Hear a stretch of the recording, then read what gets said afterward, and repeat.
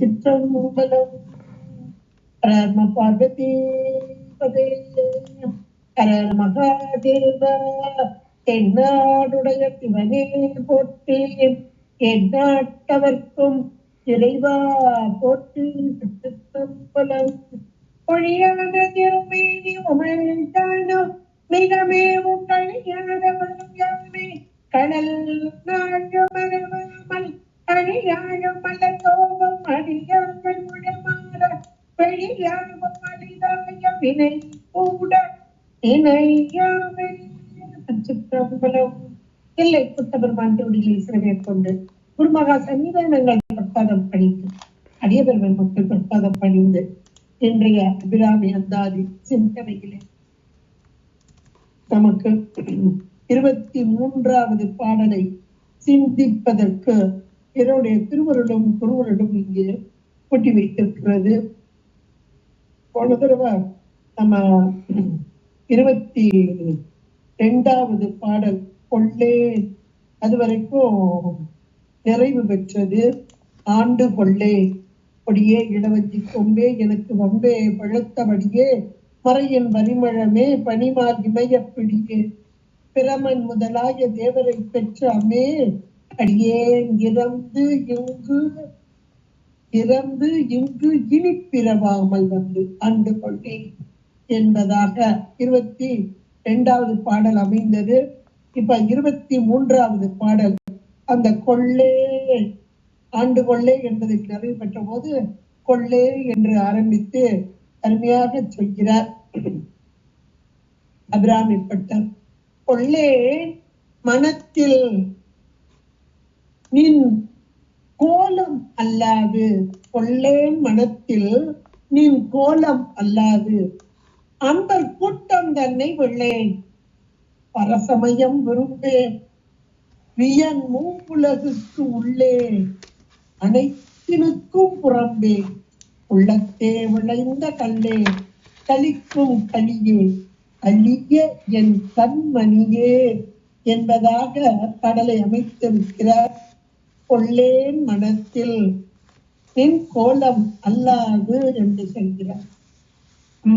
அம்மைக்கு இன்றைக்கெல்லாம் நாம் உருவம் கொடுத்து வழிபாடு செய்யக்கூடியவர்களாக இருக்கிறோம்.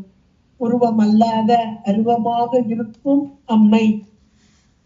அருவம் உருவம் அருவுருவம் என்ற 3ஆக இருந்தாலும் கூட இந்த அபிராமிப்பட்டர், அதாவது யார் எந்த நிலையில் அவரவர் பக்குவத்திற்கு ஏற்றார் போல அம்மையுடைய காட்சி இருக்கும். இன்னைக்கும் வழிபாடுன்றது அப்படிதான். நம்முடைய பக்குவத்திற்கு ஏற்ற அளவில் தான் நம்முடைய வழிபாடு என்பதும் அமையும். நாம் எடுத்துக்கொள்ளக்கூடிய அந்த திருமேனியும் பார்த்தீங்கன்னா அந்த திருமேனி யாரு எந்த திருமேனியை வணங்குறாங்கன்றதை வச்சு அவர்களுடைய பக்குவ நிலையை நம்ம சொல்லிடலாம். அபிராமிப்பட்டர் உருவத்தையா வணங்கினார்? அவர் உருவத்தை வணங்கினார். அவர் தான் முதலே சொல்லிட்டார், உதிக்கின்ற செங்கதிர் என்று சொன்னார். அம்மை எப்படி இருக்கிறாளாம்? மனத்தில எழக்கூடிய சூரியனை போல. அப்ப அவர் கண்ட காட்சி என்ன? ஒளி வெள்ளம்.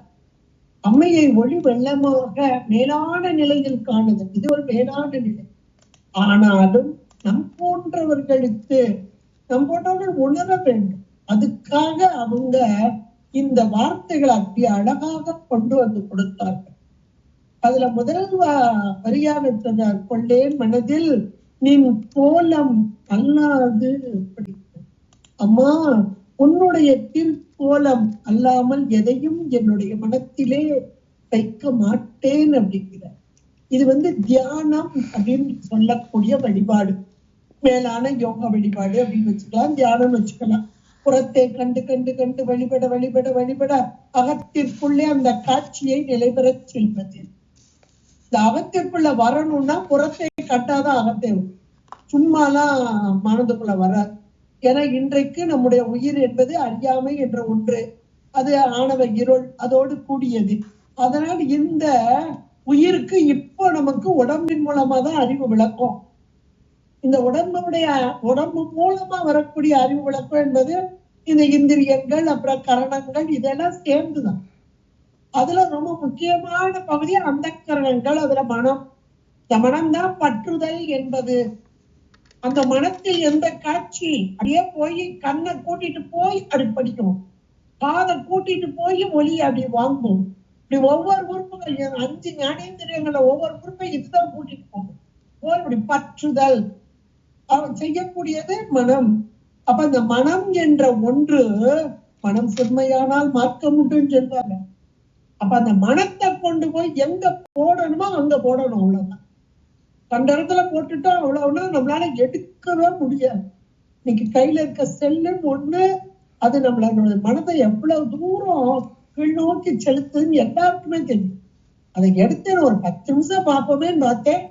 அப்புறம் கீழே உள்ள மணியை பார்த்தா 1 மணி நேரம் ஓடிட்டு நமக்கே தெரியாது, நேரம் தெரியாது, காலம் தெரியாது. அதுல அப்படியே ஆழ்ந்து அப்படி இழுத்துட்டு போயிடும். இந்த நாரத மகரிஷி கேட்டார்ல மாயைன்னா என்னன்னு, அதை நான் சொன்ன அவனுக்கு புரியாது, வா நீ அனுபவிச்சு பாரு அப்படின்னு தூக்கி போட்டார்.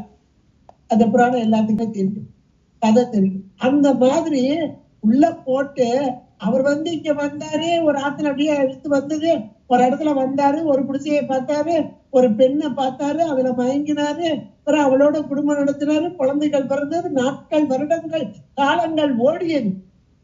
அதுக்கப்புறம் ஒரு கட்டத்துல மீண்டு வந்த போது மீண்டும் இந்த நாராயண பகவான் இவ்வளவு நாள் எங்க இருக்கு மாயின்னு என்னன்னு கேட்டேன்ல, இப்ப அனுபவிச்சியா, ஆகா எத்தனை எத்தனை காலங்கள் உருண்டு ஓடியது. இப்படித்தான் நம்ம வீணடிச்சுட்டே இருப்போம். எதன் மூலமாக? மனம் என்ற ஒரு கருவி. அந்த கருவி நம்மை கீழ் நோக்கி இழுத்தது. ஆனா இவர் விராமிப்பட்ட சொல்கிறார், அங்க கொள்ளே மனத்தில் இந்த மனம் என்ற ஒரு கருவியின் வாயிலாக கரணம், இந்த கரணங்களை செம்மையான வழியில அப்படியே போகிறதுக்கு பழக்கிட்டோம் அப்படின்னா அது மீண்டு வராது. அப்படியே அதனை நெறிபெற்று நிற்கும். கொள்ளேன் மனத்தில் நின் கோலம் அல்லாது. இது அம்மையை வழிபடும் போது ஒரு நிலையில கொண்டு செலுத்துதல் அப்படின்றது இது சேர்ந்து. நின் கோலம் அல்லாது, உன்னுடைய உருவத்தை அல்லாமல் வேறு ஒன்றையும் நான் தியானிக்க மாட்டேன். தியானம் அப்படின்னாலே ஒன்றையே பற்றி இருத்தல். இந்த ஒன்றையே பற்றி இருக்கத்தான் நமக்கு மேலான அந்த பிடிப்புன்னு சொல்லுவாங்க, பற்றி கொள்ளுதல். அந்த பற்றும் அல்ல இறுக்கமா பிடிக்கணும், இல்லைன்னா நம்ம விட்டுருவோம். ஒன்றே நினைந்திருந்தேன், ஒன்றே துணிந்து ஒளிந்தேன், ஒன்றே என் உள்ளத்தில் உள் அடைத்தேன். இது அம்மையார், காரைக்கால் அம்மையார் அழகா சொல்லுவாங்க. அது போல இருக்கு. இன்னும் கூட உலகிலேயே சில வார்த்தைகள் நீங்க கேள்விப்பட்டிருக்கலாம். ஒருத்தர் வீட்டுல கிணறு தண்ணி வேணும், அதனால கிணறு வெட்டணும்னு நினைச்சாங்க. அப்போ ஒருத்தர் போய் கேட்டார். 2 பேர் ஏத்து வீட்டுக்காரங்க 2 பேரும் போறாங்க. அப்போ கிணறு வெட்டணும் ஏன்னு கேட்காங்க. அப்போ அவர் சொல்றாரு, 60 அடியில நீங்க போட்டீங்கன்னா நல்ல இந்த ஏரியால 60 அடியில நல்ல தண்ணி வரும் அப்படின்னாங்க. அப்ப 2 பேரும் வந்தாங்க. 2 பேரும் அவங்கவுங்க வீட்டுல தோன்றாங்க, 60 அடி தோண்டணுமே தோன்றாங்க. இந்த ஒரு வீட்டுக்காரரு ஏத்து வீட்டுக்காரர் என்ன செய்யறாரு, ஒரே பக்கமா 60 அடி தோன்றார். இந்த பக்கத்துல ஏத்தாப்புல இருக்கிறவரு 20 அடி தோன்றாரு, தண்ணி வரல. ஐயோ இந்த இடத்துல தண்ணி வரல, பக்கத்துல அடுத்தாப்புல தோண்டுவோம், அடுத்த இடத்துல ஒரு 20 அடி தோன்றார், அதுக்கப்புறம் ஒரு 20 அடி தோன்றார். அப்ப 3 இடமா 60 அடி அவர் தோண்ட சொன்னார்ல, இங்க 20 இங்க 20 அங்க 20 தோண்டிட்டார், தண்ணி வரல. இவர் ஒரே இடத்துல 60 அடி தோன்றினார், தண்ணி வந்து. மறுநாள் அவரை பார்த்து கேட்கிறார், ஐயா நீங்க தானே 60 அடி தோண்ட சொன்னீங்க, நான் இந்த 20 தோண்டினேன், ஆனா எனக்கு வரலையே அப்படின்னு. பக்கத்துல நான் 60 அடி தோண்டினையா, நான் 60 அடி தோன்றதுக்கு முந்தையே ஒரு 40-50 அடியிலே தண்ணி வர ஆரம்பிச்சுட்டு 60 அடியில நல்லாவே தண்ணி வந்தது. அப்ப ஒரே இடத்துல 2 பேருக்கும் ஒரே மாதிரிதான் சொல்லி விட்டாரு. ஆனா இவர் எப்படின்னாரு, இங்கேயும் இன்னைக்கு நம்முடைய வாழ்க்கை முறை அப்படிதான். இந்த கோயிலுக்கு போகும்போதே அப்புறம் பேசுறேன், இந்த கோயிலுக்கு போகும்போதே அடுத்த கோயிலுக்கு போனா நல்லா இருக்குமே அப்படின்ற ஒரு நிலை. அப்புறம் அந்த கோயில், அப்புறம் அந்த கோயில், இப்படிதான் நம்ம ஓடிட்டு அலையிறோம். ஒரு இடத்துல நிலைத்த தனித்து இருத்தல் என்பது உயிர்களாகிய நமக்கு சாத்தியம் இல்லை. ஏன்னா உயிருடைய தன்மை என்ன அப்படின்னா இந்த கரணங்களோடு கூடி இருக்கிறது. இந்த கரணங்கள் மாயா கூட்டங்கள், இந்த மாயா கருவிகள், ஜடக்கருவிகள். அது மாயா கருவிகள் கொஞ்சம் விளக்கங்கிறது வந்தாலும் உள்ள இருக்க மலம் ஒண்ணு இருக்கு பாருங்க, அது மீண்டும் மீண்டும் அறியாமைச்சு. அதனால ஒரு இடத்துல இருக்க விடாம இங்க போ இங்க போ இங்க போ அலக்களிக்க செய்தல். எல்லாம் உணர்ந்துதான் இந்த அருளாளர்கள் நமக்கு அறிவுறுத்தினார். இப்படி சென்றால் இறைவனை அடையலாம். அது அந்த மார்க்கம், அதான் துறை காட்டுதல். அந்த துறையை காண்பித்தார்கள். இந்த துறையிலே செல்லுங்கள், இறைவனை அடையலாம் என்று நமக்கு காண்பித்தார்கள். அதுல நம்ம சைவ சமயம் சொல்லக்கூடிய துறை என்பது வேறான ஒன்று. சரியை முதல்ல தொண்டு நெறியில் நிற்க வேண்டும். அந்த தொண்டு நெறியில நிற்கும் போதே நாம அதுல அப்படி ஆழ்ந்து இறைவனோடு பற்று கொண்டு இருக்க இருக்க இருக்க இறைவன் நம்மளை பாஸ் பண்ணிவிட்டு நாம போக வேண்டாம், நாம கஷ்டப்படவே வேண்டாம். சாமி நம்மளை தூக்கி அப்படி போடுவார். அடுத்த ப்ராசஸ்க்கு அவர் போடுவார். அதை போல இங்க அழகா சொல்லியிருக்கார், கொள்ளேன் மனத்தில் நின் கோலம் அல்லாம். கோலம் என்பது திரு உருவமாக. இந்த உருவம் என்பது என்னுடைய மனத்தில், மனத்தில் ஒரு வார்த்தை கொடுத்திருக்கார். அப்ப மனம் தியான வயப்பட வேண்டும், ஒன்றுபட வேண்டும், ஒருமைப்பட வேண்டும். ஒருமைப்படுதல் என்பது யோக நுட்பம், யோக நிலை. இந்த யோக நிலையை அடைய வேண்டும் என்றால் இந்த மனத்தின் காரியமாக, இந்த மனத்தின் காரியமாக இப்படி செய்ய செய்ய செய்ய செய்ய செய்ய ஒன்றுபட்டு இந்த உயிர் அறிவிலே அந்த பதிவு, எந்த பதிவு?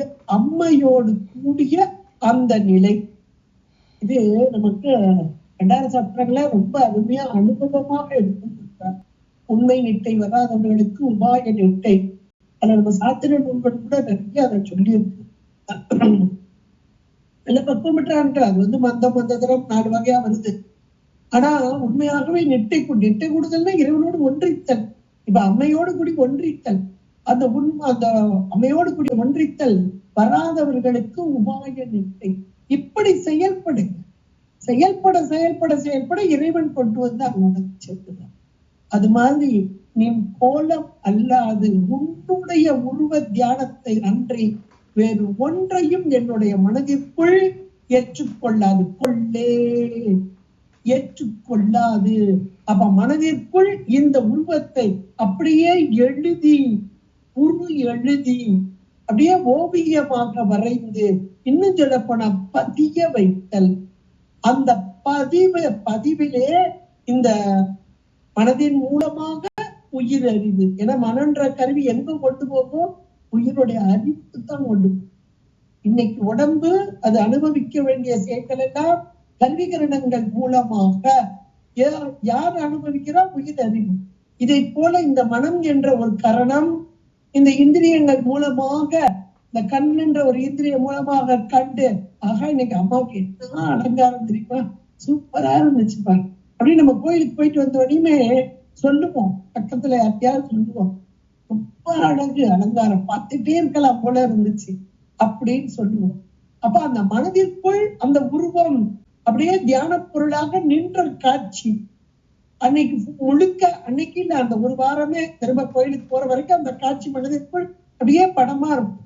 இந்த காட்சி கருத்தில் நின்ற மாத்திரத்தில் கொஞ்சம் கொஞ்சமா தெளிவு. இதான் கற்றல், சிந்தித்தல், தெளிதல், நெட்டை கூடுது. நிட்டை அப்படின்றது ஒன்றித்தல், இறைவனோடு ஒன்றித்தல். அந்த இறைவனோடு ஒன்றித்தால் தான் இறை அனுபவம், இறை அருள் கிட்டும். இப்ப இறை அருள் கிட்டிய அருளாளர்கள், இவங்கெல்லாம் அருளாளர்கள், அருளோடு கூடியவர்கள். அந்த அருளோடு கூடி நின்றதனால் நமக்கு அந்த வழியை காண்பிக்கிறார். அருளோடு கூடாதவங்க உள்ள வழியில போனோம்னா நம்ம இதாய். அதனால அருளோடு கூடி நின்ற நிலையிலே அவர்கள் கண்ட காட்சி, அனுபவம், இது அப்படியே பட்டியல் போனாங்க. அதுதான் கொள்ளே மனத்தில் நின் கோலம் அல்லாது. அம்மையை யார் எப்படி தியானிக்கிறார்களோ அந்த நிலை அப்படியே உள்ளத்துல நிறைஞ்சிடும். இந்த மனத்தில் நிறைதல் அப்படின்றது. இவர் ஏற்கனவே மனதில ஒளி வெள்ளமாக கண்டவர். எல்லாருக்கும் அந்த மொழி வடிவு என்பது அரிதான ஒன்று. இந்த பக்குவம் பெற்ற ஆன்மாக்களுக்கு, நம் போன்றவர்களுக்கு கிடையாது. நம் போன்றவர்களுக்கு அது வரணும்ன்றதுதான் முதல் நிலை உருவம். இந்த உருவமாக அம்மை வேற யாரு? அருள், அது சக்தி. இறைவனுடைய அருள் தான் சக்தியாக வெளிப்பட்டு அதுதான் நமக்கு உதவ வருகிறது. இந்த அம்மையை கண்டு வணங்க வேண்டும் என்று அந்த அம்மைக்கு இன்றைக்கு உருவம் எப்படி உருவம் வருதா? ஒரு தண்ணி எடுத்துக்கிட்டீங்கன்னா அதுக்கு உருவம் கிடையாது. எந்த பாத்திரத்துல எடுத்தோமோ கொள்கலன் அளவுல இருக்கும்.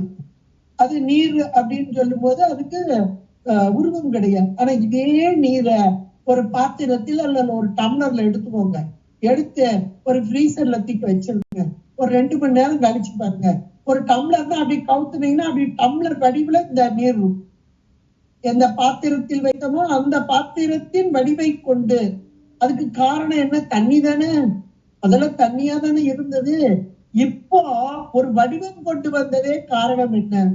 குளிர் அதிகமாகி அதிகமாகி குளிர்ச்சின்ற ஒரு தன்மை அதிகமாகி அதிகமாகி இந்த நீர் எந்த பாத்திரத்தில் இருந்ததோ அந்த பாத்திரத்தின் வடிவினை பெற்றது. இதே போல இறைவன் கற்பனை கடந்த ஜோதி கருணையே உருவாக்கி, அவன் கற்பனைக்கெல்லாம் எட்டாதவன் ஜோதியான இங்கே நமக்கு இறங்கி வருகிறான். எப்படி வருகிறான்? உருவமாக. யார் எப்படி அன்பு செய்கிறார்களோ அந்த அன்பின் உருவாக வருகிறார். இது நம்ம புராணங்கள், நம்முடைய சாத்திரங்கள் மிக தெளிவாக நமக்கு எடுத்துரைக்கிறது. எல்லாருக்கும் ஒரே உருவுல வரல. கேவலம் கேளலாய் பால் கொடுத்த. அப்ப கேளல் அப்படின்னா பன்றியின் உருவம் எடுத்து வந்தார்.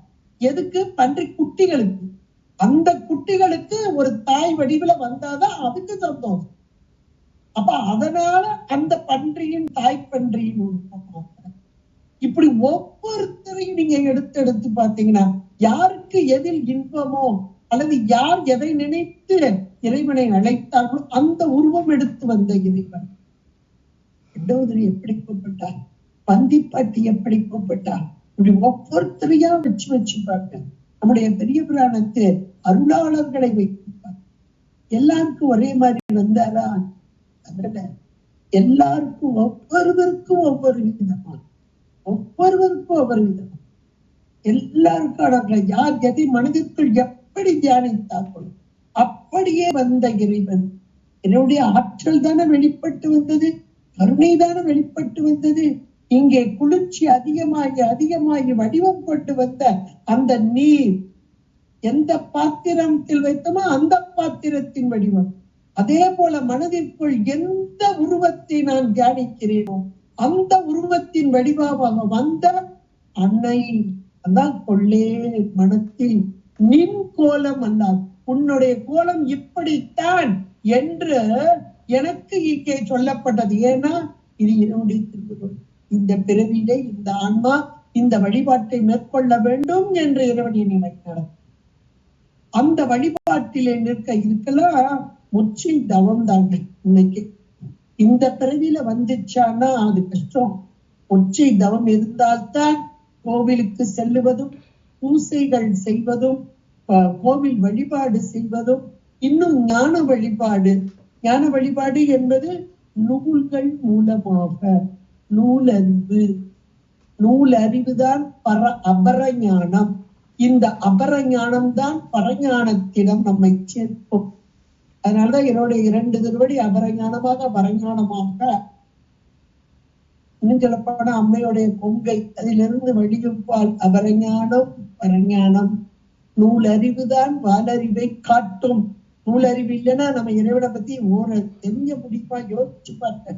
இப்படி நூல்கள் சொல்லலைன்னா இறைவன் இப்படிப்பட்டவன், உயிர்களாகிய நாம் இப்படிப்பட்டவர்கள், இப்படி அடைய வேண்டும் என்ற மாற்றம் தான் தெரியுமா? நமக்கு ஒண்ணுமே தெரியாது. இப்ப நம்முடைய அருளாளர்கள் சமயக்குறவர்களாக, சந்தானக்குறவர்களாக, நம்முடைய அருளாளர்களாக இப்படியெல்லாம் நமக்கு காட்டி வைத்தார், பாதையை காட்டி வைத்தார். இப்படி வழிபாடு செய்யுங்கள், இறைவனை இப்படி வழிபாடு செய்தால் மேலான நிலையை அடையலாம் என்று காட்டி வைத்தார். அந்த கோலம், அந்த அம்மையை அவர்கள் ஒவ்வொருவரும் எப்படி பார்த்தார்களோ, நாம எப்படி பார்க்கிறோம் நமக்கு எல்லாத்துக்கும் தெரியும், அவரவர் உள்ளத்திற்கு தெரியும். இறைவனை எப்படி பார்க்கிறோம்? நான் செவ்வாய்க்கிழமையானா கோயிலுக்கு போயிருவேன், அதுலயும் நேரம் அம்பாள்கிட்ட போய் நிற்பேன், அம்பாள்கிட்டயே ரொம்ப நேரம் நிற்பேன். என்னவோ தெரியல, அங்கதான் என் மனசு லகிக்குது. இப்படி எல்லாம் சொல்றவங்க எத்தனை பேர். முருக வழிபாடு, எனக்கு செவ்வாய்க்கிழமை முருகர் கோயில் போகாம இருக்க முடியாது, அந்த முருகனை பார்க்காம இருக்க முடியாது. 2 பாட்டாவது பாடணும், இன்னும் சிலர் 2 பாட்டாவது பாடணும். எனக்கு அந்த அனுமதியை பாடாம இருக்க மாட்டேன், அலங்காரத்தை பாடாம இருக்க மாட்டேன், சஷ்டி கவசம் சொல்லாம இருக்க மாட்டேன், இன்னும் சிலர் அபிராமந்தாரி சொல்லாம இருக்காங்க, தினசரி சொல்றவங்களும் இருக்காங்க, செவ்வாய் வழியில சொல்றவங்க. அப்ப ஒவ்வொருத்தருடைய வழிபாடு ஒவ்வொரு விதமான, எல்லாருக்கும் ஒரே விதம் அல்ல, ஒவ்வொரு விதமாக. அப்ப அந்த அம்மை எந்த ஆன்மா எப்படி வழிபாடு செய்யும், அந்த மனத்திலே அதுல எப்படி அம்மையுடைய கோலம், அந்த உருவ தியானம். நின் கோலம் அல்லாது கொள்ளே மனத்தில், இது தியானம். நின் கோலம் அல்லாது, இப்படி தியானத்தின் மூலமாக அம்மையோடு ஒன்றித்திருக்கும் இந்த ஆன்மா, அப்படி ஒன்றித்து இருக்கிறது அப்படின்னா விட்டு போயிடக்கூடாது. இந்த உயிருடைய தன்மை என்னன்னா சார்ந்ததன் ஒண்ணு. இப்ப காலையில இருந்து முற்றோதல் பண்ணி நல்ல சாயங்காலம் வரைக்கும் சார்ஜ் எத்தனை மணிக்கு இருக்கும், மீண்டும் மீண்டும் மீண்டும் அந்த வார்த்தைகள் வரிகள் தான் ஓடிக்கிட்டே இருக்கும். ஒரு நாளைக்கு அன்னைக்கு ஃபுல்லா நல்லா இருக்கும், மறுநாள் கொஞ்சம் லேசா இருக்கும், அப்புறம் அடுத்தாப்புல வீட்டுல ஏதோ ஒரு விசேஷமோ அல்லது 4 பேர் வர்றாங்க அப்படின்னா அவங்க என்ன பேசுறாங்களோ அதுல போய் சார்ந்தோம், திரும்ப அதையே நினைச்சுட்டு இருப்பாங்க.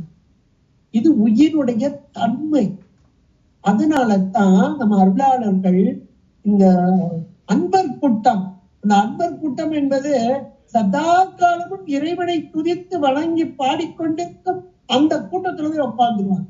அன்பர் கூட்டம் தன்னை வெள்ளே, ஏன்னா இது மேலான ஒன்று, ஏன்னா இது சார்ந்த உயிர் சார்ந்ததன் வண்ணம், எதை சார்ந்திருக்கிறதோ அந்த வண்ணமாக இருக்கும். இந்த உலகத்தோடு சார்ந்த உலகியலில் இருந்தால் அதில் மயங்கி அந்த உலக மயக்கத்திலே அங்கே சென்று மீண்டும் மீண்டும் பிறப்புன்ற ஒன்றுக்கு வந்து விடுவேன். இறைவா உன்னை விட்டு பிரிக்கக்கூடாது. அம்மையின் நினைவு உள்ளுக்குள்ள தியானம் பண்ணி பண்ணி பண்ணி உரு ஏற்றி வச்சிருக்கோம் இல்லையா, அப்ப அதை விட்டு நகலக்கூடாதுன்னா, இப்ப இன்னைக்கு இங்க அபிராமி அந்தாஜ் பாடுறாங்க, இங்கன்னு ராகமா சொல்லி கொடுக்குறாங்க, நீ இவங்க நல்ல விளக்கமா சொல்றாங்க. இப்படி இந்த கூட்டத்தோடு, அதனாலதான் அபிராமி பட்டரும் போட்டாரு 16 பேர்கள். அந்த 16 பேர்களையும் தருபவள் அம்மை. அந்த 16வது பேராக எதை சொன்னார்? பெரிய தொண்டரோடு கூட்டு வந்தார். பெரிய தொண்டர். அப்ப மற்றவங்க எல்லாம் சின்ன தொண்டர் அப்படின்னா என்ன அர்த்தம் அப்படின்னா, பெரியதான மேலான பரம்பொருளை தியானித்து கொண்டிருக்கும் அடியவர்கள், பரம்பொருளையே தியானத்தில் கொண்ட அடியவர்கள், அதுதான் பெரிய தொண்டர். இங்க முதல்ல தியானத்தை சொன்னார். மனத்தில் கொள்ளேன், மனத்தில், மனம் என்பது தியானிக்கும் இடம். இந்த இடத்துல அம்மையுடைய உருவத்தை கொண்டு வந்து நிறுத்துதல், அதுவும் அந்த ஒரு கோலம், ஒரே கோலம் விட்டாத அதை பிடித்து கொள்ள வேண்டும். சிக்கன பிடித்தேன் எங்கு எழுந்து அருளுவது இனியே. எவ்வளவு அருமையா சொன்னார். இதெல்லாம் இவங்க அந்த ஒரு நிலையில் நின்றவர்கள், இறைவனோடு ஒன்றித்தவர்கள். அதனாலதான் அனுபவமா சொல்றாங்க. அதனால் அன்பர் கூட்டம் தன்னை உள்ளே. அதனால் அந்த தியான வழிபாடு இருப்பதால் இங்கே அன்பர் கூட்டத்தை தவிர வேறு இந்த உலகியல் காரியங்களில் ஈடுபட மாட்டேன். மாயை என்ற ஒன்று என்னை மயக்கி மீண்டும் மீண்டும் உலகத்தை சார வைத்துவிடும். அதனால் அன்பர் கூட்டம் தன்னை உள்ளேன். அடுத்து பரசமயம் விரும்பேன். ரொம்ப ரொம்ப முக்கியமான ஒன்று, இன்றைக்கு நமக்கெல்லாம் ரொம்ப தேவையானது. ஒரு சமயம் அப்படின்னா அந்த சமயம் எப்படிப்பட்டது, அது நாம செய்த வழிபாட்டுக்கு ஏற்றாற் போலதான் கிடைக்கும். உடனெல்லாம் கிடைச்சிட இன்னைக்கு எத்தனையோ சமயங்கள் இருக்கு. மாணிக்கவாசகர் ரொம்ப அழகா சொல்றார், கற்றறியேன் கலைஞானம் கசிந்து உருகேன். நான் ஒண்ணுமே படிச்சு நிறைய படிக்கல வைப்பாங்க, அவர் எல்லாம் படிச்சவர் நமக்காக சொல்ற, கற்று அறியேன் கலை ஞானம் கசிந்து உருகேன் ஆகிடினும் மற்ற அறியேன் பிற தெய்வம். எனக்கு ஒன்னை தவிர வேற தெய்வம் தெரியாதுப்பா. இந்த ஒரே ஒரு குவாலிபிகேஷன் எனக்கு இருக்குப்பா. ஒரு குவாலிபிகேஷன் இருக்கு. நிறைய படிக்கல வைக்கல, நிறைய எல்லாம் ஆழ்ந்த தியானத்துல எல்லாம் போகல. ஆனா ஒன்னை தவிர எனக்கு வேற தெரியாது. இந்த ஒரு தெய்வ வெளிப்பாடு ஒன்றிலே நினைத்திருத்தல் அதான் பரசமயம் விரும்பே என்று மிக தெளிவாக சொல்லியிருக்கார். கிணறு தோண்ட மாதிரிதான், இங்க தோண்டி அங்க தோண்டி அங்க தோண்ட மாதிரிதான். ஒரே இடத்துல தோண்ட சீக்கிரமா கிடைக்கக்கூடியதா இருக்கும். அப்ப அந்த ஒரு வழிபாடு, அந்த ஒரு வழிபாடும் மேலான வழிபாடாம். முக்தி நெறி அறியாத முற்கரடும் உயர்வேனே பக்தி நெறி அறிவித்து பல வினைகள் பாருமன்றம். இல்ல முக்தி நெறி அறியாத முற்கர் அப்படின்னா முக்தி என்ற ஒன்று ஒரு பேரு, பேரின்பம். பேரின்பம் கொடுக்கும் ஒரே பொருள். அந்த பொருளோடு நான் அந்த பொருளுக்குரிய இடத்தை நோக்கி செல்ல வேண்டும். அது எது அப்படின்றத நமக்கு திருவாசகம் மிக தெளிவாக, சிறு நெறிகள் சேராவே. இன்னொரு வார்த்தை அழகா சொல்ற, சிறு நெறிகள் சேர். ஏன்னா இந்த நெறிகள்லாம் என்னை மீண்டும் மீண்டும் கீழ் நோக்கியே கொண்டு போயிடும். அதுல எல்லாம் நீக்கி நீக்கி நீக்கி அந்த மேலான பரம்பொருள் இறைவன் ஒன்று, பரம்பொருள் பரபிரம்மம் ஒன்று, அவனுடைய ஆற்றல் தான் இங்கே அம்மையாக வந்து நம்மை ஆட்கொள்ள வருகிறது. இந்த பரபிரம்மத்தை நோக்கிய பாதை நமக்கெல்லாம் வர வேண்டும். அப்ப வர வேண்டும் என்றால் இந்த அருளாளர்கள் சொன்ன அந்த வழி, இதை மேற்கொண்டாலே போதும். அம்மா உன்னுடைய கோலமல்லாது வேறு ஒன்றும் என்னுடைய மனத்தில் தியான பொருளாக வராது. இந்த கோலத்தை என் மனதிற்குள்ளேயே சதா காலமும் தியானிக்க வேண்டும் என்றால் இந்த அன்பர் கூட்டத்தோடு நான் எப்போதும் இருக்க வேண்டும். வேறு விஷயங்களில் என்னுடைய நினைவு செல்லக்கூடாது, வேறு இடங்களுக்கு நான் செல்லக்கூடாது என்பதையெல்லாம் அப்படி பட்டியல் போட்டு சொல்றாரு பாருங்க. இந்த அருளாளர் வழியிலே நின்றால் நமக்கும் அப்படிப்பட்ட மேலான நிலை, அந்த மேலான நிலை அது நமக்கு வாய்க்கும். அந்த நிலையை தான் நம்ம கையை பிடிச்சு கூட்டிட்டு போறாரு, வேற ஒண்ணும் இல்லை. நம்ம கையை பிடிச்சு கூட்டிட்டு போறார். பரசமயம் விரும்பேன், இங்க போய் அங்க போய் அங்க போய் அதெல்லாம் இல்லாம ஒன்று, ஒன்றுதான் இறைவன், ஒன்றுதான், அந்த ஒன்றையே நினைத்திருந்தேன் அப்படின்னு அந்த அம்மையார், கரைக்கால் அம்மையாருடைய அந்த வார்த்தைக்கு ஏற்றாற் போல, அதான் பிறந்து ஒளிபோகின்ற பின்னெல்லாம் காதல் சிறப்பு. என்னைக்கு நான் பாய் திறந்து பேச ஆரம்பிச்சனோ அன்னையில இருந்தே உன் மேல அன்பு செலுத்தி அன்னையில இருந்து வழிபாடு செய்யறேன்னா பாருங்க, என்ன பக்குவம் பாருங்க. இந்த பக்குவ நிலையெல்லாம் நமக்கெல்லாம் கொஞ்சம் கொஞ்சமா வர ஆரம்பிக்கணும். இந்த நூல்களோடு இருக்கிறது மட்டுமல்ல, அந்த நூல்கள் சொல்லக்கூடிய அந்த நிலைகளை நாம் நிற்க வேண்டும். பரசமயம் விரும்பேன் வியன் மூப்புலகுக்கு உள்ளே அனைத்தினுக்கும் புறம்பே. அம்மை எங்கே இருக்கிறாள் என்று அடுத்தாப்புல பட்டியல் போட்டார். மனத்தின் காரியமாக அம்மையை நிறுத்த முடியுமா என்றால் கொஞ்சம் கஷ்டம்தான். ஆனாலும் கூட கொஞ்சம் கஷ்டம்தான். ஆனாலும் கூட தியானம் மீண்டும் மீண்டும் மீண்டும் தியானிக்க தியானிக்க, அதுதான் உபாய நிட்டை உண்மை நிட்டை அப்படின்றலாம் வரக்கூடியதாக இந்த இடத்துல அந்த தியான பொருளாக்கி, அம்மையை தியான பொருளாக்கி, அதுவும் வேறு எந்த இடத்திலும் நிறைவேறாமல் அம்மையோடு ஒன்றித்து இருத்தல், இந்த நிலையிலே நாம் இருந்தால் அம்மையை அடையலாம் என்றெல்லாம் நமக்கு எடுத்து சொன்னார் முதல் 3 மணியிலேயே. அப்படி இருப்பதற்கு நமக்கு அந்த கூட்டத்தோடு கூடியிருக்க வேண்டும் என்றும் சொன்னார்.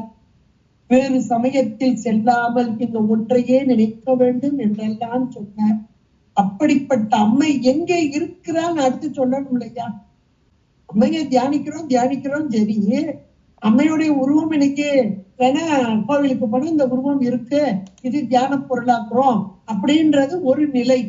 நம்ம ஏற்கனவே பார்த்தோம், அந்தந்த ஆன்மாக்களுடைய பக்குவத்திற்கு ஏற்றாற் போலத்தான் இறை வழிபாடுன்னு பார்த்தோம்.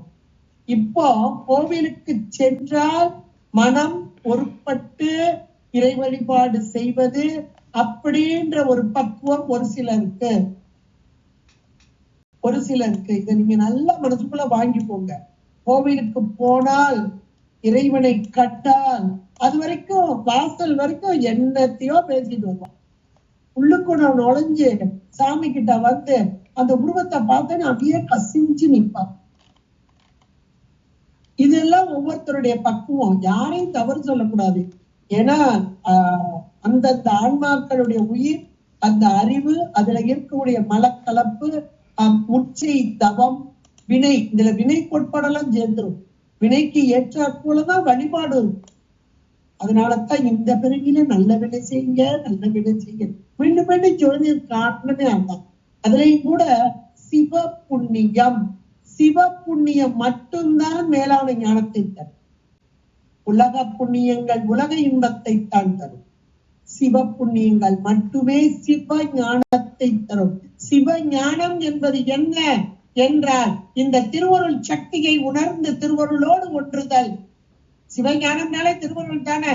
அந்த திருவருளோடு ஒன்றுதல், அந்த திருவருளோடு ஒன்றிய மாத்திரத்தில் அது நம்மளை பிடிச்சுக்கிட்டு அப்படின்னா சிவத்திட்ட கொண்டே சேர்த்தோம். என் பண்டார் தத்திரத்துல இந்த நெட்டை விளக்கல்ல அருமையான ஒரு வரி, ஓவியன் கை போல ஓவியம். ஒரு ஓவியன் கையில் அப்படி துணி எடுத்துட்டு அவன் மனசுக்குள்ள நினைச்சது அப்படியே எப்படி நினைச்சாலும் அப்படி ஓவியத்தை கொண்டு வைப்போம். உள்ளுக்குள்ள வச்சிருக்கிற அப்படியே கையை அப்படி போகும், எதை நினைச்சாலும் அது அப்படியே வரும். திருவருளோடு கூடிய ஆன்மா நம்மளை என்ன செய்ய யோசிச்சு பாருங்க. திருவருள்கிட்ட வந்து சேர்ந்துட்டோம். ஏன்னா இந்த வார்த்தை முழுக்க இப்ப அதுதான், திருவருளோடு ஒன்றித்தல் ஒன்றித்தல் ஒன்றித்தல் தான் சொல்லிட்டே வந்தார். அப்ப அந்த திருவருள், அந்த சக்தி அது எங்க இருக்குன்றதுதான் அடுத்த வார்த்தைக்கு வர்றோம். இப்ப அந்த திருவருளோடு ஒன்றித்தல் அப்படின்னா அது என்ன செய்யும்னா, இந்த ஆன்மாக்களை அது என்ன நினைச்சிச்சோ அதை செய்யும். ஒரு ஓவியன் எதை நினைத்தானோ அதை வரைஞ்சிடும். திருவருள் எதை நினைக்கும், இந்த ஆன்மாக்கள் இன்பம் அடைய வேண்டும் தானே நினைக்கும். அதை போல நம்மை கொண்டு வந்துச்சு. அப்ப அந்த திருவருள் எங்கே இருக்கிறது? இப்பமே சொல்லுங்க, அதை பார்த்துடணும், அதை பிடிச்சிடணும் அப்படின்னு மனதுக்குள்ள நம்ம கங்கணம் கட்டுவோம். பார்க்க அந்த திருவருளோட சேரணும், அதுக்கு சேர்ந்து அந்த இன்பத்தை அடையணும் அப்படின்னு வருமா வரும்? அதை கண்டிப்பா வரும். எல்லா உயிர்களுக்கும் வரும். ஏன்னா உயிர்கள் என்றாலே சார்ந்து, எதை கேட்கிறோமோ அதுல சார்ந்து, எதை பார்க்கிறோமோ அதை சார்ந்து, எதனோடு நிக்கிறோமோ அதை சார்ந்து. இப்ப இந்த கேட்டல், படித்தல், பார்த்தல் இதெல்லாம் நடக்குது இல்லையா? அப்ப இதனை சார்ந்து ஆகா திருவருள் இவ்வளவு அருமையா இருந்தா, அப்ப அந்த திருவருளை அடைய வேண்டும். அப்ப அந்த திருவருள் எங்க இருக்கு? வியன் மூவுலகுக்கு உள்ளே. நல்ல வார்த்தை போறாங்க. என்னங்க பக்கத்துல இருக்கு, ஏதோ கோலம்னாரு, ஒரு உருவம்னாரு, அந்த உருவத்தை பார்த்தா அடைஞ்சிடலான்னு பார்த்தா ஏதோ வியன் மூவுலகுங்கிறீங்க. மூவுலகுன்னா என்னது? மேல உலகம், கீழே ஏழு மேல ஏழு அப்படின்னு இல்லையா? அதுதான் மேல ஏழு, நடுவுல ஏழு, கீழே ஏழு அப்படின்னு ஒரு உலகம் மூ உலகுப்பாங்க. மேல் உலகம், கீழ் உலகம், நடு உலகம் அப்படின்னா நாம இருக்கிற ஒரு உலகமே ஒழுங்கா தெரிய மாட்டேங்குது. இன்னும் மேல உலகத்தையும் கீழ உலகத்தையும் நம்ம என்னத்தை பார்த்தோம்னா எல்லாவற்றிலும் நிறைந்திருக்கும் அன்னை, அவ்வளவுதான். மற்றதெல்லாம் நம்ம பார்க்க வேண்டும். உள்ளே வியன் மூவுலகுக்கும் உள்ளே என்ற மாத்திரத்தில் எல்லா பார்க்கும் இடமெல்லாம் நிற்கமர நிறைந்திருக்கும் அம்மை.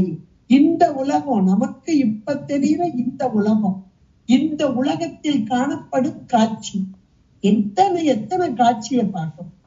எல்லாவற்றிற்கும் உள்ளே இருக்கும் அம்மை. இதை நீங்க ஒரு நிமிஷம் நம்ம திருமுறைகளோட குறிப்பார், அப்ப எளிதா புரியும். நம்ம அருளாளர்கள் எவ்வளவு அழகா பாடிவிட்டார்.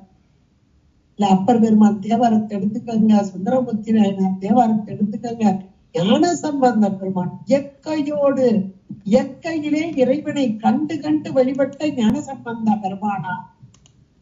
அப்ப இறைவனை எங்கே கண்டார்கள்? பார்க்கும் இடமெல்லாம் நிக்கமர நிறைந்திருக்கும் பரம்பொருளாக. அதான் வியன் மூவுலகுக்கும் உள்ளே, எல்லா பொருளிலும் கலந்து என செயல்படும். இந்த உலகம் என்பது ஒரு ஜடப்பொருள், மாயையிலிருந்து பெறப்பட்ட ஜடப்பொருள். இந்த ஜடப்பொருள் தானாக செயல்படாது. இன்றைக்கு ஒரு நல்ல ஒரு மரம் வீட்டு முன்னாடி இருக்கு, நல்ல தலை அழகா வளர்ந்துருக்கு. மேல பாத்தீங்கன்னா பூக்கள், அதுல கூட அந்த இப்போ சீசன்ல அந்த ஃப்ளேம் ஆஃப் த ஃபாரஸ்ட் அந்த ஒரு சிவப்பு கலர் பூ, அந்த நேரத்தினால பார்க்கும்போது ஒரு இலை கூட தெரியல, பச்சையா இலதுல முழுக்க ரெட்டிஷா அழகா. அப்ப அதை பார்க்கும்போது ஆகா என்ன ஒரு அழகு. இதிலே நாம அழக பார்க்கிறோம். அதாவது பூ, இந்த ஒரு மரத்தில் இருக்க கிளைகள் தெரியாமல் அப்படி பூக்கள் அடர்ந்து இருக்கும். அந்த அழகு நம்முடைய கண்களுக்கு காட்சியாக, கருத்திற்கு விருந்தாக, இந்த உள்ளத்திற்கு உயிருக்கு இன்பம் தருவதா. இவ்வளவு சேர்ந்து இதுல வந்திருந்தா இப்போ நம்ம பார்வை அதுதான். நம் போன்ற மலத்தோடு கூடிய சகலவர்க்க ஆன்மாக்களுடைய பார்வை இதுதான். ஆனா அருளாளர்கள் எதை பார்ப்பார்கள்? இந்த மரம் ஒரு அறிவு உடைய மரம். இந்த ஒரு அறிவு, அந்த உயிர் தானே, அந்த உயிருக்கு ஒரு அறிவு இருக்கா? அந்த ஒரு அறிவிற்குள்ளே இருந்து செலுத்தும் இறைவன். அந்த இறைவனுடைய தன்மை ஆகா எவ்வளவு அழகா பூத்து கொழுங்க வச்சிருக்கிறான் இறைவன். இந்த அம்மையின் அருள் தான் எப்படி எப்படி அங்கே அழகாக காட்சி, அம்மையாகவே காட்சி. அந்த பூ தெரியாது, ஆனா அம்பாள் எவ்வளவு அழகா ஜொலிக்கிறார் பாரு. செக்க செவேனி இருக்கக்கூடிய திருமேனியாக இது தெரிகிறது. இது நம்ம காரைக்கால் அம்மையாரும் இது அழகா சொல்லலாம். வானத்துல பாக்குறாங்க, காலையில நேரம் நல்ல செவ்வானமாக இருக்கிறது. இந்த செவ்வானம் என்பது சிவந்த மேனியாக என்னுடைய திருமேனியாக காட்சிகள். அப்புறம் மத்தியான பொழுது வெள்ளவெளியேன ஒளி வெள்ளம், இது இறைவனுடைய உடம்புல இருக்க திருநீற்று பூச்சாக காட்சிகள். அப்புறம் சாயங்காலம் வந்து கருகருகரை மேக கூட்டங்கள், இது கண்டத்துல இருக்க நஞ்சாக காட்சிகள். எல்லாம் அந்த ஆகாயம்தான். அந்த ஆகாயத்தை இறைவனாக பார்த்த, நம்ம ஆகாயத்தை ஆகாயமா பார்ப்போம், அவங்க இறைவனாக பார்த்த. இதே போல ஒவ்வொரு உலகத்தில் இருக்கும் எல்லா காட்சிகளும், ஒரு மரத்தை பார்த்தாலும் சரி, செடியை பார்த்தாலும் சரி, பூக்களை பார்த்தாலும் சரி, அல்ல ஓடுகின்ற நீர் அழகா பெருக்கெடுத்து ஓடும் போது அதனுடைய அழகு, குளிர்ச்சி, அது ஓடும்போது என்ன அழகா இருக்கும், பக்கத்துல போக போக என்ன குளிர்ச்சியா இருக்கும். ஆனா என்ன குளிரு, அந்த அருவி பக்கத்துல போகும்போதே ஒரு சந்தோஷம் நமக்கு வந்து. இதுல எல்லாம் நிறைந்திருக்கும் அன்னை அருள். அருள், இறை அருள். அந்த இறை அருள் தானே கருணை. அந்த கருணை தானே அம்மை இங்கே பேசப்படுகிறது. இந்த அம்மை எங்க இருக்கிறார்? வியன் மூவுலகுக்கு உள்ளே. இந்த வார்த்தை மேலான ஒரு வார்த்தை. இப்படி நமக்கு வரணும் என்றால், ஒரு அறிவு உடைய மரத்திலும் செடி கொடிகளிலும் உயிர்களிலும் அல்லது இந்த அண்ட சராசரங்களிலும் 5 பூதங்களிலும் இறை அருளை நாம் பார்க்க வேண்டும் என்றால் நம்முடைய பக்குவம் மேலானது. பக்குவம் மேலானது. கண்ட காட்சியை அந்த பூதங்களாக, மரங்களாக, இப்படி உடல்களாக பார்த்தோம் என்றால் நம்முடைய பக்குவம் மிக மிக சிறியது. இந்த பக்குவம் வர வர வர, அதாவது உயிருடைய அறிவுல இருக்கக்கூடிய அந்த மலம் நீக்கம் பெற பெற பெற அந்த வியாபக உணர்வு தோன்ற தோன்ற தோன்ற இறைவன் எங்க இருக்கிறான், எப்படி இருக்கிறான் என்பதை அந்த உயிரின் அறிவிலே இறைவன். இந்த உயிர் அறிவுதான் இதை பெற்ற ஆன்மாக்கள் இவர்கள். அதைத்தான் அம்மை எங்கே இருக்கிறார் என்று பட்டியல் போடுறார். வியன் மூவுலகுக்கு உள்ளே, மேல கீழே கீழே எல்லா இடத்திலையும் உள்ளே, உள்ளாக இருந்து செயல்படுத்துதல். உள்ளே என்ற மாத்திரத்திலே செயல்படுத்துதல், எல்லா பொருளிலும் கலந்து நின்று செயல்படுத்துதல். கடவுள்ன்ற வார்த்தையே உள்ளும் கலந்தும் கடந்தும், கடை நல்ல முருக வாங்கி கடைய முன்னிற்குமே. அப்ப உள்ளே என்ற மாத்திரத்தில் எல்லாவற்றிலும் நிறைந்திருக்கும் பொருள் வெளிப்படாத பொருளாக இருக்கிறது. அது எப்போது வெளிப்படும் என்றால், இந்த உயிரின் அறிவு பக்குவப்பட்டால் இந்த அம்மை சிரிப்பார். ஆகா, என்ன ஒரு அழகு! அம்மை சிரிப்பது போன்று இந்த பூக்கள் சிரித்துக் கொண்டு இருக்கிறது என்று பூவின் உள்ளே தைமான சுவாமிகள் அதைத்தானே பார்த்தார். உன்னை பறித்து உனக்கு பூசை செய்வதா? அந்த பூவை பார்க்கும் போது பூசைக்குதான் பூ எடுக்க போனார், நெட்டை மூடிட்டார். இதுதான் அவங்க மேலான அந்த தன்மை. அதில் சிவம் தென்படுகிறது. உன்னை பறித்து உனக்கு பூஜை செய்வதா? இப்படி கும்பிடுறார். இப்படி கும்பிட்டால் இங்க இருக்கிறியா, இங்க இருக்கியா, அரை கும்பிடு போலல்லவா? என்ன ஒரு தன்மை பாருங்க. இப்ப இந்த இடத்துல இவர் சொன்ன இந்த வார்த்தை, வியன் மூவுலகுக்கும் உள்ளே அம்மை எதை செய்து கொண்டிருக்கிறார்? இந்த உலகம் படைக்கப்பட்ட பொருள், உலகத்தில் உள்ள உடம்புகள் எல்லாம் படைக்கப்பட்ட பொருள். அந்தந்த உயிர் அறிவனுக்கு தகுந்தாற் போல உடம்பு. எல்லா உடம்பும் ஜடம், உலகம் ஜடம், பஞ்சபூதங்கள் ஜடம். இந்த ஜடப்பொருளாகிய எல்லாவற்றையும் இயக்கும் சக்தி கொண்ட அம்மை உள்ளே இருந்து இயக்கிக் கொண்டிருக்கிறார். உள்ளே இருந்து எல்லாவற்றையும் இயக்கும் தன்மை. இதத்தான் இந்த வியன் மூவுலகுக்கு உள்ளே அம்மை இருக்கும் இடத்தை நமக்கு காண்பிக்கிறார். உள்ளே அது மட்டுமா? உள்ள மட்டும் இருக்கிறாளா? அனைத்தினுக்கும் புறம்பே உள்ளிருந்து செயல்படுத்தும் அம்மை வெளியே இருந்தும் உள்ளும் புறம்புமாக எள்ளும் எண்ணெயும் போல. நல்ல ஒரு அருமையான வார்த்தை. நம்ம சாத்திரங்கள் முகத்தெளிவாக இறைவன் எங்கே இருக்கிறார் என்றால் உள்ளும் புறம்புமாக. அப்ப அனைத்தினுக்குள்ளே இருந்து செயல்படுத்தும் இறைவன் அம்மை புறம்பேயும் இருக்கிறார், வெளிப்பட்டும் இருக்கிறார். யாருக்கு வெளிப்படுவார்? யாருக்கு உள்ளே இருப்பார்? யாருக்கு மறைந்திருப்பார்? யாருக்கு தன்னை காட்டிக் கொடுப்பார்? இதெல்லாம் நம்ம சாத்திரங்கள் மிக தெளிவாக நமக்கு சொல்லிக் கொண்டிருக்கிறது. சாத்திரங்கள் படிக்காமல் இந்த செய்யுள் இதெல்லாம் அபிராமியாந்தாலும் மேலான ஒரு அருள் நிலையில் அவர் நின்று பாடியது. அப்ப இதனுடைய பொருள் எல்லாம் சாத்திரத்துக்குள் தான் புதைந்து கிடக்கிறது. இறைவன் யார்? இறைவி யார்? எங்கே இருக்கிறார்கள்? அவர்களை எப்படி வழிபடுவது? அவர்களை வழிபட்டால் நமக்கு கிடைக்கும் பயன் என்ன?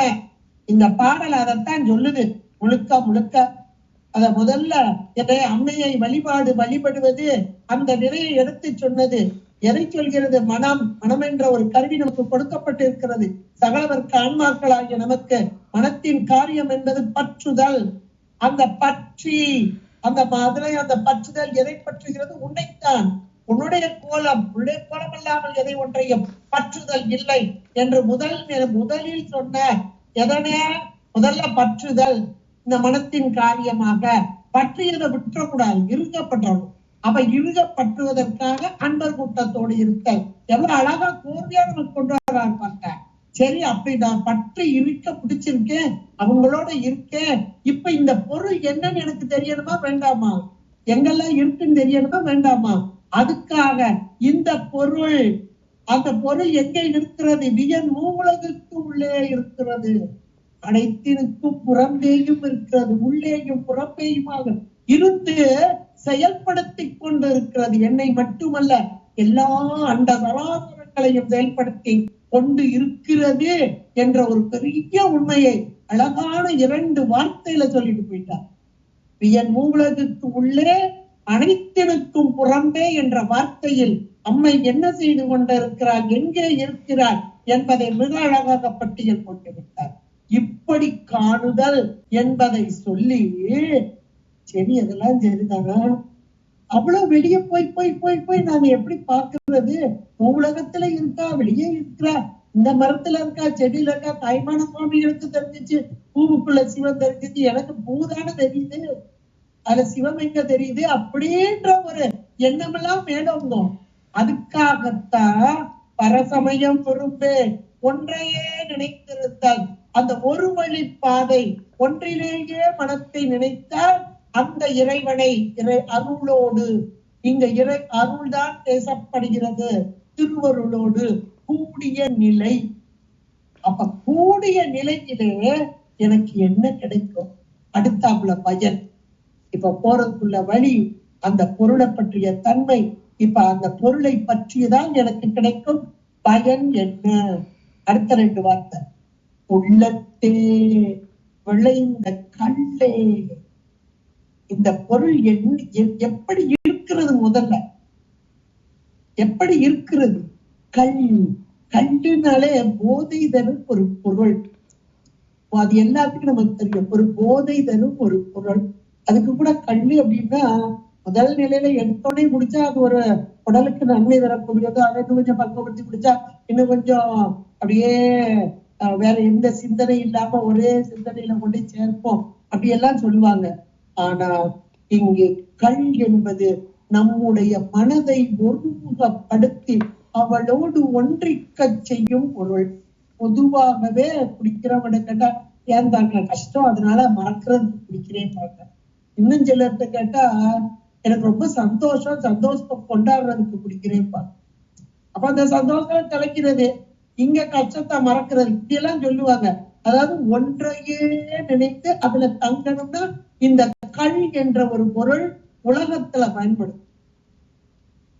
இங்க உயிருக்கு உள்ள கல் என்பது இங்கே எண்ணெய், இந்த உடல் உலகத்துல உடல் எடுத்து இன்ப துன்பத்தை விளைக்க ஏற்றாற் போல அனுபவிக்க வந்த எண்ணெய், மேலான ஒரு பரம்பொருள், அதனோடு ஒன்றிக்க வேண்டும், அந்த நிலையை அடைய வேண்டும். அந்த நிலைக்கு அடைவதற்காக இங்கே வரும் இந்த திருவருள் எப்படி வருகிறது?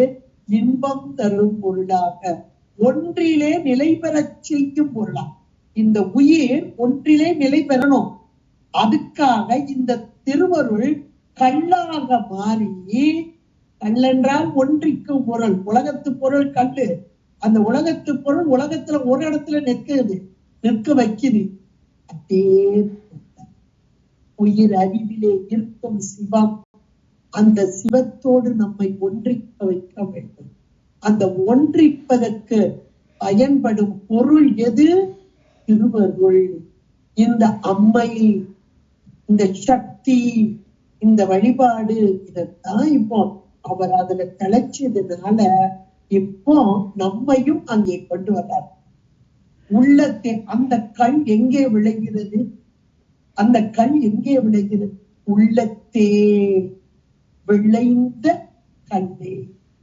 உள்ளத்தே என்ற மாத்திரத்தில் உயிரின் அறிவிலே விளைந்த, அப்படியே உடுக்குள்ளேயே வருதான், பெருகி வருதான். எப்ப பெருகும்? அப்படியே மேல போங்க, ஒவ்வொரு வரியா அப்ப பெருகும். ஒவ்வொரு, இப்ப இந்த உள்ளத்தே விளைந்த கல்லேன் வார்த்தையை எடுத்துக்கங்க, இது ரொம்ப ஹைலைட் ஆனது இந்த பாட்டை. அப்ப அம்மை திருவருள் இது ஒரு கல்லாக நம்ம எல்லாம் ஒருமுகப்படுத்துதல். இன்னும் நம்மள பித்துன்ற வார்த்தையை கூட போட்டுக்கலாம். ஏன்னா அவரை பார்த்த எல்லாரும் அப்படித்தான் சொன்னாங்க. அபிராமி பட்டர் அவன் ஒரு பைத்தியக்காரன், வர்ற பெண்களை எல்லாம் பார்த்து அபிராமியமா எல்லாரும் காலையும் விடுவான், பைத்தியக்காரன் அம்பாடு உட்காந்துட்டு இப்படித்தானே சொன்னார்கள். பித்து கொள்ளும் நிலையை வருவிக்கும் ஒரு பொருள். அப்ப திருவருள் எப்படி வந்து நம்மை பித்து, எதனோடு? அந்த சிவத்தோடு. அடுத்த வார்த்தை, அடுத்து வணக்கம். அப்போ இந்த கல்லே என்ற வார்த்தை, இந்த கல்லை நான் அடைய வேண்டும். எங்க இருக்கிறது? என்னுடைய உள்ளத்துக்குள்ளதான், வெளியெல்லாம் இல்லை. அவர் நமக்கு சொன்னார்ல மணிவாசகர், தினை தன்னை உள்ளதோர் பூவினில் கொண்டதே நினை தோறும் தான் தோறும் பேசும் தோறும் எப்போதோ அனைத்தெலும் உள்நிக ஆனந்தத்தை சோதியோ குடிப்பூடையானுக்கே சென்றுதாய் போதும்பி ஆனந்தத்தே. இங்க கல்லே வந்திருக்கு பாருங்க, அது ஆனந்த தேன். தேன்லயே ஆனந்தம் தரும் தேன் உண்டானா? உண்டு. அது எங்க இருக்கு? அந்த கூத்தபெருமானுடைய தூக்கிய திருவடி என்பது குச்சித பாதம், அது இடது பாதம். அந்த இடது பாதம் என்பது அம்மைக்குரியது. அந்த அம்மைதானே கல்லாக அந்த நமக்கு பேரானந்தம் தரும் தேராக வரக்கூடியது. அது எங்கே வருகிறது? உயிரின் அறிவிலே உள்ளத்தே விளைந்த கல்லே. அடுத்து இந்த கல்லை அருந்துவதால் கிடைக்கும் என்ன பேரு என்றால், என்ன அனுபவம் என்றால், களிக்கும் களியே. உள்ளத்துக்குள் உயிரினுடைய அறிவிலே கல்லாக, இனிப்பை தரும் பொருளாக, ஒன்றுபடுத்தும் பொருளாக விளைந்த இந்த திருவருள், இந்த அம்மை எப்படி வருகிறது? பேர்களி என்றால் பேரானந்தம். களிக்கும் களியே. உயிர்களாகிய நமக்கெல்லாம் பேரின்பத்தை தரும் பொருளாக இறைவன் எம்பெருமானுடைய 8 குணங்கள், அதில் பேரின்ப வடிவு. அவன் பேரின்ப பொருளாக இருக்கிறான். உயிர்களாகிய நாம் சிற்றின்பத்திலே தோய்ந்து மீண்டும் மீண்டும் பிறவி என்ற ஒரு வலையில் அகப்பட்டு, பிறவி என்னும் தலை வலை, இதில் மீண்டும் மீண்டும் அந்த சூழலில் அகப்பட்டு துன்பத்தை அடைந்து கொண்டிருக்கிறோம். நமக்கெல்லாம் பேரின்பத்தை தரும் பொருளாக காத்து கொண்டிருக்கும் ஒரு பொருள். அந்த பேரின்பத்தேன் என்று சொல்வார்கள். திருவாசகத்தையே தேன் தான் சொல்வாங்க. ஏன்னா அந்த சிவத்தை அனுபவித்தல், அதான் அப்படி ஆனந்த தேன் சொரியும் அப்படிம்பார். அது ஆனந்தம் என்ற பேரானந்தம். இங்கே அம்மை அந்த சிவத்தோடு நம்மை ஒன்றுவிக்கும் பொருளாக, அந்த சிவம் தருவது எது? கழிப்பு. கழிப்பு என்றால் பேரானந்தத்தில் திளைக்க வைத்தல். அந்த கழிக்கும் களியாக இருக்கும் அம்மை என்று மிக அழகாக அப்படி பட்டியல் போட்டு போனார். உள்ளத்தே உயிர் அறிவிலே விளைந்த கல்லாக, நம்மையெல்லாம் மயக்கும் பொருளாக, எதற்காக?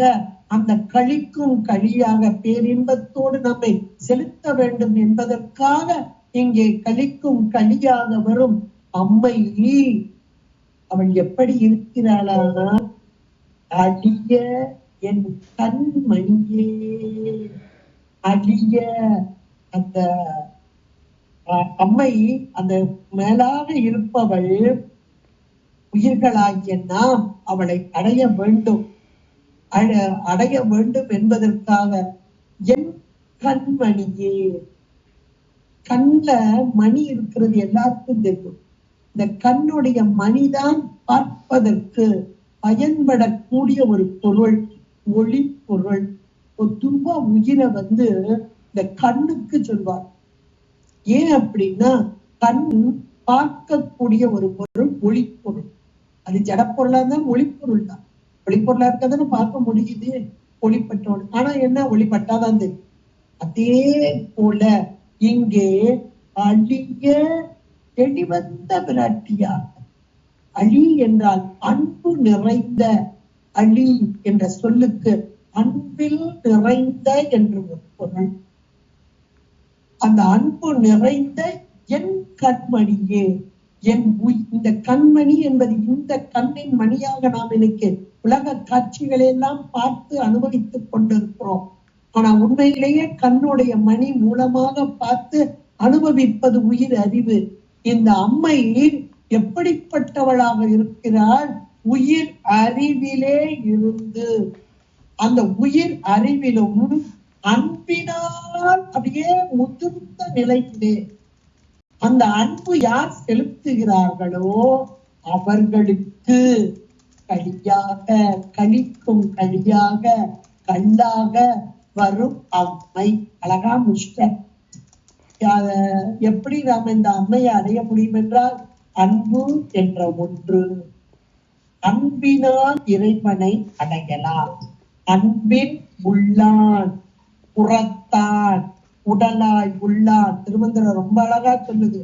அன்பின் உள்ளான் புறத்தான் உடலாய் உள்ளான் என்றெல்லாம் இப்படிப்பட்ட இறைவன் அன்பு வடிவமாக யார் அன்பு செய்கிறார்களோ அவர்களிடம் வெளிப்பட்டு தோன்றுதல். அதான் அழிய என் கண்மணியே. கண்ணின் மணி இன்றைக்கு எல்லாருக்கும் தெரியுது. ஆனா யாருக்கு அந்த கண்ணு பொருந்தி இருக்கிறதோ, உயிரோடு பொருந்தி இருக்கிறதோ, அவர்களுக்கு அதன் மூலமாக பார்வை கிடைக்கும். இதை போல இறைவன் எம்பெருமான் அன்பு வடிவாக இருந்து கொண்டு அன்பினால் யார் அந்த இறைவனை வழிபாடு செய்கிறார்களோ அவர்களுக்கு கண்ணின் மணியை போல காட்சி தரக்கூடியவனாக எதை தருகிறான்? பேரானந்தத்தை தருகிறார். கழிக்கும் கழியாக இன்பத்தை, அந்த பேரின்பத்தை, அந்த இன்பம் எனக்கு எப்போது வரும்? பரசமயம் விரும்பாத நிலையிலே, பரசமயத்தை விரும்பாத நிலையிலே, ஒரு நெறியிலே சென்ற நிலையிலே. அந்த ஒரு நெறி செல்வதற்கு எனக்கு உறுதுணையாக இருப்பது எது? என் மனம். அந்த மனத்திலே கொள்ளே மனத்தில் நின் கோலம் அல்லாது, உன்னுடைய கோலம் அல்லாது வேறு ஒன்றையும் என் மனத்திலே கொள்ளாமல் இருந்த நிலையிலே, அன்பர் கூட்டத்தோடு இணைந்த நிலையிலே, எல்லாவற்றிலும் உன்னை பார்த்த நிலையிலே, என் உனக்கும் உள்ளே அனைத்தினுக்கும் புறமே எல்லாவற்றிலும் உன்னை கண்டு கழித்த அந்த நிலையிலே, உள்ளத்தே விளைந்த கல்லாக வரும் நீ, இன்பப் பொருளான நீ, கழிக்கும் கழியாக வந்த பொருள் நீ, அந்த மேலான பேரின்பத்தை தரும் சிவத்தோடு ஒன்றுவிக்கும் பொருள் நீ.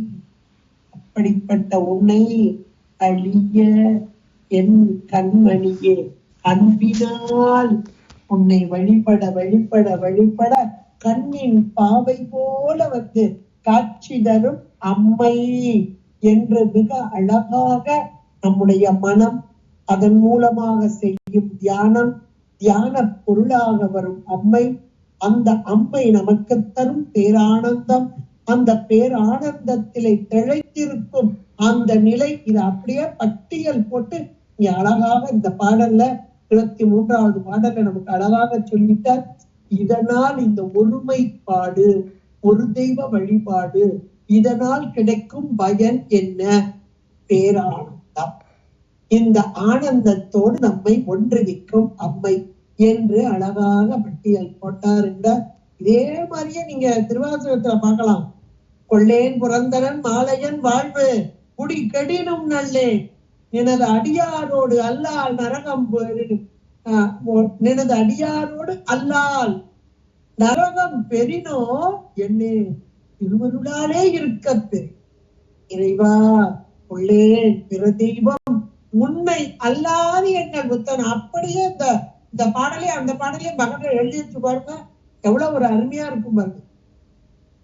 அப்படியே ஒன்றாக இருப்பது போல அமைந்த ஒரு பாடலாக திருவாசக பாடல். அதோடு இந்த அம்மையுடைய தியானத்தை தான் இந்த பாட்டு சொல்லுது. அம்மையை தியானிக்கும் முறை, அதை எப்படி பார்க்கணும்ன்றதெல்லாம் அது அவரவர் பக்குவத்திற்கு ஏற்றார் போல இங்க அழகா எடுத்து சொல்லிட்டார். அத குமரகுருபர சுவாமி அந்த மீனாட்சி பிள்ளை தமிழ்லையும் ரொம்ப அழகா சொல்லுவார்.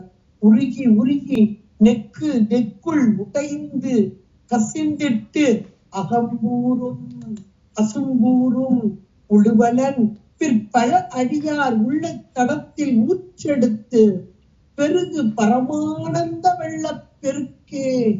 அப்படியே உள்ளுக்குள்ள கொண்டு போக எது கிடைக்குமா? பரம் ஆனந்த வெள்ள பெருக்கு, பெருக்கெடுத்து ஓடக்கூடியதாக பரமானந்த வெள்ள பெருக்காக பெருக்கே விழித்து உறங்கும் தொண்டர் உழுவலன் எங்கு உருக நெக்கு அள்ளூர உள்ளே கசிந்தூர் பைத்தேரல். பைத்தேரல் என்றால் இனிமையான தேன் போன்ற, தித்திக்கும் தேன் போன்ற.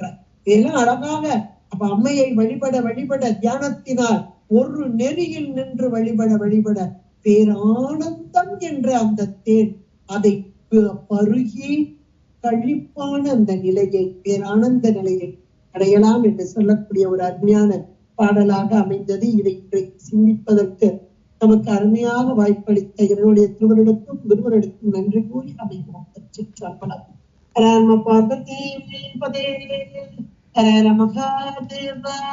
தென்னாடுடைய சிவனே போற்றி, தென்னாட்டவர்க்கும் இறைவா போற்றி.